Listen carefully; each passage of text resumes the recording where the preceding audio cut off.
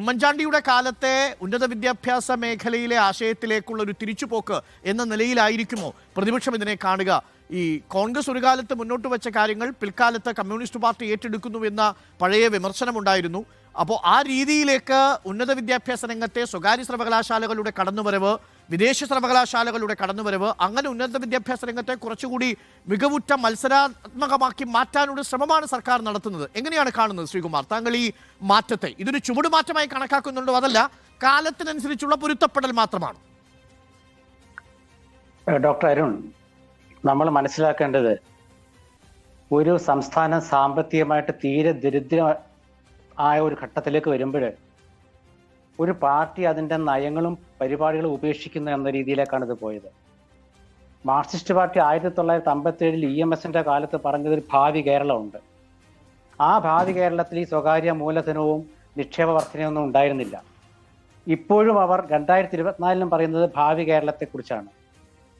Sunrise എന്ന് പറഞ്ഞ doctor Arun ഇവിടെ കുറേ വാചകങ്ങൾ വളരെ ഭംഗിയായിട്ട് അവതരിപ്പിച്ചല്ലോ. രാവിലെ സൂര്യൻ ഉദിക്കുമ്പം സപ്ലൈക്കോയുടെ മുമ്പിൽ പോയി നിൽക്കുന്ന ഒരു സാധാരണക്കാരന് കിട്ടാവുന്ന പരിപ്പും പടവലങ്കിയൊന്നും കിട്ടാത്തൊരു നാട്ടിലാണ് സൺറൈസിനെ കുറിച്ച് പറയുന്നതെന്ന് ആലോചിക്കുക.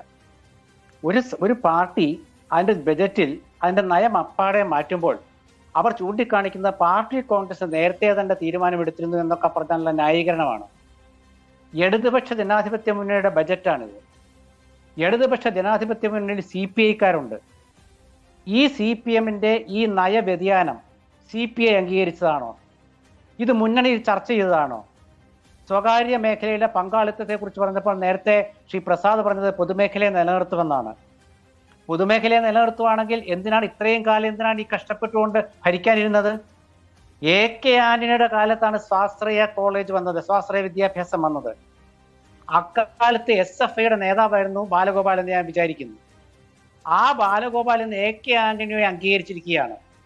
ഉമ്മൻചാണ്ടിക്ക് മുമ്പാണല്ലോ AK ആന്റണി സിദ്ധാന്തം കൊണ്ടുവന്നത്. സ്വാശ്രയ കോളേജുകളെക്കെതിരെ രൂക്ഷമായ സമരം ചെയ്ത ഒരു പ്രസ്ഥാനത്തിന്റെ നേതാവായിരുന്ന ആൾ ധനമന്ത്രിയായിരിക്കുമ്പം അന്ന് വിളിച്ച മുദ്രാവാക്യം എല്ലാം തെറ്റാണ് എന്ന് തുറന്നു പറയുമ്പോൾ അത് CPM-ന്റെ നയവ്യതിയാനം എന്ന് നിങ്ങൾ പറയുന്നതിനേക്കാൾ ഉപരി ഇതൊരു കീഴടങ്ങലാണ്. മാർക്സിസ്റ്റ് പാർട്ടിയുടെ പ്രത്യയശാസ്ത്രപരമായ കീഴടങ്ങലാണ്.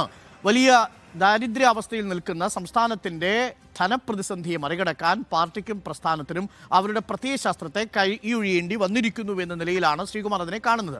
അതെങ്ങനെയാണ് VK പ്രസാദ് മറുപടി പറയുകയെന്ന് നമുക്ക് നോക്കാം. AK ബാലൻ എങ്ങനെയാണ് മറുപടി പറയുന്നതെന്ന് നോക്കാം. ധനമന്ത്രി അല്പസമയത്തിനുള്ളിൽ നമുക്കൊപ്പം ചേരും. ഇനി നമുക്ക് ഓരോ വിഷയങ്ങളിലേക്ക്, ഈ ബഡ്ജറ്റ് മുന്നിലേക്ക് വയ്ക്കുന്ന രാഷ്ട്രീയ സാമ്പത്തികം എന്താണ്, അഥവാ സാമ്പത്തിക രാഷ്ട്രീയം എന്താണ്, ആ ആശയം എങ്ങനെയാണ്, അവിടെ എവിടെയാണ് അവ്യക്തതയുള്ളത്, ഏതിനെയാണ് തള്ളേണ്ടത്, ഏതിനെയാണ് കൊള്ളേണ്ടത് എന്ന് നമുക്ക് വിശദമായി പരിശോധിക്കാം.